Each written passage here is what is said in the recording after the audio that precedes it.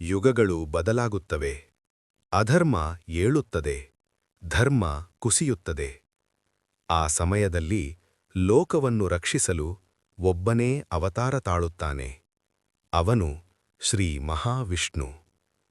ಇದು ಅವರ ದಿವ್ಯ ದಶಾವತಾರದ ಕಥೆ. ಓಂ ನಮೋ ನಾರಾಯಣಾಯ.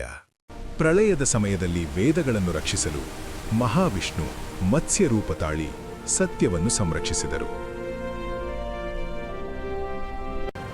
ಕ್ಷೀರಸಾಗರ ಮಥನದ ವೇಳೆ ಮಂದರ ಪರ್ವತಕ್ಕೆ ಆಧಾರವಾಗಿ ಕೂರ್ಮ ರೂಪದಲ್ಲಿ ಭೂಮಿಯನ್ನು ಸಮತೋಲನಗೊಳಿಸಿದರು.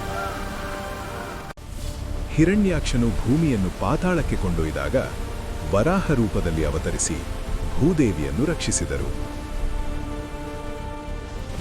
ಭಕ್ತ ಪ್ರಹ್ಲಾದನನ್ನು ರಕ್ಷಿಸಲು ಅರ್ಧ ಮಾನವ ಅರ್ಧ ಸಿಂಹ ರೂಪದಲ್ಲಿ ಹಿರಣ್ಯಕಶಿಪುವನ್ನು ಸಂಹರಿಸಿದರು. ಮಹಾಬಲಿ ಚಕ್ರವರ್ತಿಯ ಅಹಂಕಾರ ತಗ್ಗಿಸಲು ಬಾಲಬ್ರಾಹ್ಮಣ ರೂಪದಲ್ಲಿ ಬಂದ ವಾಮನ 3 ಹೆಜ್ಜೆಗಳಲ್ಲಿ ಲೋಕವನ್ನೇ ಅಳೆಯಿದರು.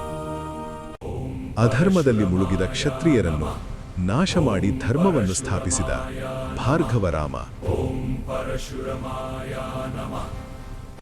ಮರ್ಯಾದಾ ಪುರುಷೋತ್ತಮ ರಾಮ ರಾವಣನ ಸಂಹಾರದಿಂದ ಧರ್ಮದ ವಿಜಯವನ್ನು ಸಾರಿದರು. ಗೋಕುಲದ ಬಾಲಕೃಷ್ಣನಿಂದ ಕುರುಕ್ಷೇತ್ರದ ಸಾರಥಿವರೆಗೆ ಭಗವದ್ಗೀತೆಯ ಮೂಲಕ ಜ್ಞಾನ ನೀಡಿದರು. ಅಹಿಂಸೆಯ ಮಾರ್ಗವನ್ನು ಬೋಧಿಸಿ ಕರುಣೆಯ ಮೂಲಕ ಲೋಕಕ್ಕೆ ಶಾಂತಿ ಸಾರಿದವರು. ಕಲಿಯುಗ ಅಂತ್ಯದಲ್ಲಿ ಶ್ವೇತ ಅಶ್ವದ ಮೇಲೆ ಅವತರಿಸಿ ಅಧರ್ಮವನ್ನು ಸಂಪೂರ್ಣ ನಾಶ ಮಾಡುವರು.